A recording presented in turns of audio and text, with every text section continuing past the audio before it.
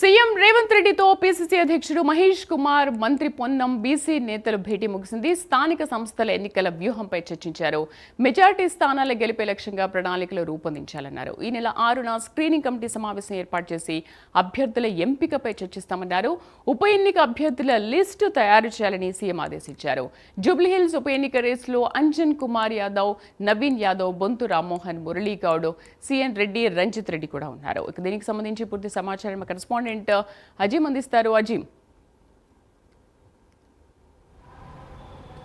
CM Revanth రెడ్డితో PCC అధ్యక్షుడు మహేష్ కుమార్ గౌడ్, మంత్రి పొన్నం ప్రభాకర్, అలాగే బీసీ నేతల సమావేశం ముగిసింది. ఈ సమావేశంలో ప్రధానంగా 42% బీసీ రిజర్వేషన్లకు సంబంధించిన అంశంపై ఏదైతే ఈ నెల 8వ తేదీన కోర్టు తీర్పు ఇవ్వనుంది కాబట్టి దీని తర్వాత కోర్టు తీర్పు ఇచ్చే దానిపై ఎలా ముందుకు వెళ్లాలనే దానిపై ఏదైతే చర్చించినట్టు తెలుస్తుంది. ఇక దీంతోపాటు మెజార్టీ స్థానాలు స్థానిక సంస్థల ఎన్నికల్లో ఎట్టి పరిస్థితుల్లో 42% బీసీ రిజర్వేషన్ అమలు చేసే అది ఇచ్చే వెళ్తామని చెప్పి కూడా ఏదైతే చర్చించినట్టు తెలుస్తుంది. సో ఈ నేపథ్యంలో మెజార్టీ స్థానాలు జెడ్పీటీసీ, ఎంపీటీసీ, సర్పంచ్లు గెలవడానికి కూడా పార్టీ ప్రణాళిక రచించాలని చెప్పి కూడా ఏదైతే ఈ సమావేశంలో చర్చించినట్టు తెలుస్తుంది. గ్రౌండ్ లెవెల్లో ప్రభుత్వం ప్రవేశపెట్టినటువంటి ప్రతి పథకాన్ని ప్రజల్లోకి తీసుకెళ్లాలి అని చెప్పి కూడా ఏదైతే సీఎం రేవంత్ రెడ్డి దిశానిర్దేశం చేసినట్టు కూడా మనకు తెలుస్తుంది. ఇక దీంతో పాటు జూబ్లీహిల్స్ ఉప ఎన్నికలపై కూడా ఏదైతే చర్చించినట్టు సమాచారం తెలుస్తుంది. అయితే ఈ నెల సెంట్రల్ స్క్రీనింగ్ కమిటీకి ఇక్కడ అభ్యర్థులు ఎవరైతే ఆశావాహులు ఉన్నారో వారందరి పేర్లను కూడా సిఫార్సు చేయాలని చెప్పి పార్టీ భావిస్తుంది. ఇప్పటికే 3 మంత్రులను ఇన్ఛార్జ్గా ఏదైతే జూబ్లీహిల్స్ ఉప ఎన్నికల కోసం నియమించింది. 18 మంది కార్పొరేషన్ చైర్మన్లను కూడా నియమించింది. వివేక్ వెంకటస్వామి, తుమ్మల నాగేశ్వరరావు, పొన్నం ప్రభాకర్ 3 మంత్రులను కూడా నియమించింది. 3 కూడా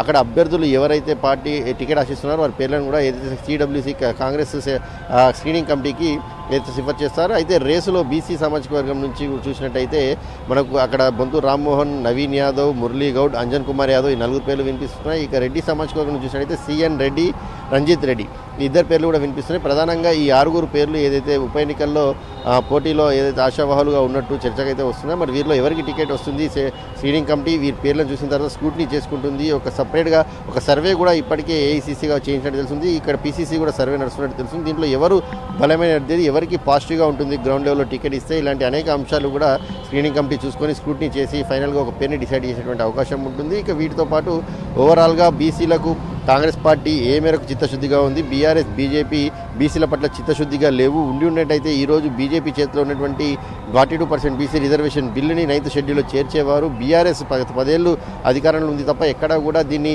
చేర్చే ప్రయత్నం చేయలేదు. కాబట్టి వీరిద్దరికీ బీసీల పట్ల చిత్తశుద్ధి లేదు అనే అంశాన్ని కూడా ప్రధానంగా ప్రజల్లోకి తీసుకెళ్లాలని చెప్పి కూడా ఏదైతే డిసైడ్ చేసినట్టు తెలుస్తుంది. ఒక భారీ బహిరంగ సభను దసరా తర్వాత ఏర్పాటు చేయాలని చెప్పి కూడా బీసీల ఆధ్వర్యంలో కూడా ఏర్పాటు చేయాలని చెప్పి ఒక చర్చ కూడా జరిగినట్టు కూడా మనకు తెలుస్తుంది. Sridevi, Jim, thank you for the updates.